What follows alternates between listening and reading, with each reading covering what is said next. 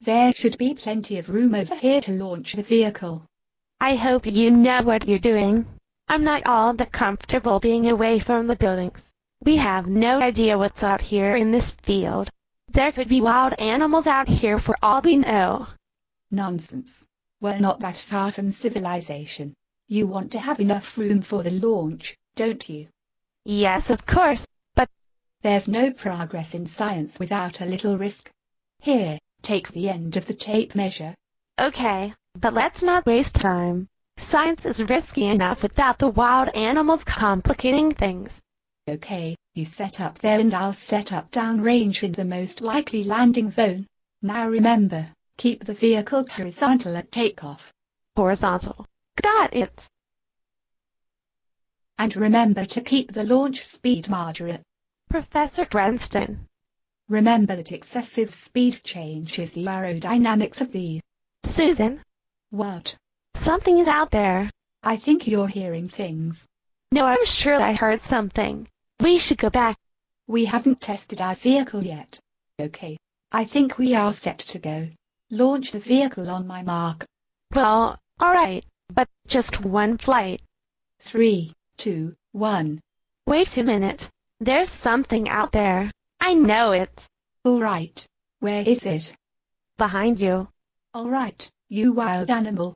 You can't eat me as soon as this test flight is complete. Okay. I'm not an animal. You scared the heck out of me. We thought you were a predator. You're not a predator, are you? No, I'm a missionary. A what? A missionary. What's a missionary? I come from a land far away. We heard about your civilization and we sent a representative, a missionary, to share our knowledge with you. You talk as if your people have superior knowledge to ours. We do. I doubt it. That's impossible. Professor Blomberg and I are just 2 of dozens of scientists who work full-time making scientific breakthroughs. That's right. Have your scientists discovered the principles of sustained flight? Yes. I doubt it. Professor Blomberg, show our visitor, here, what sustained flight really looks like. This will really rock your socks. We're the only scientists who have solved the problems of aerodynamics. Do you know what we just did? Yes, but I'll tell you what we just did. We just propelled an inanimate object 22 feet 7 inches through the air. That's right. And our next step is to add an engine to the vehicle which will allow virtually unlimited flight. Bet you can't match that with your science. Yes. Actually, we can. Sure. You got a vehicle that can fly farther than 22 feet. Yes. How far can you fly? We've had our vehicles fly 25,000 miles. Miles. What are miles?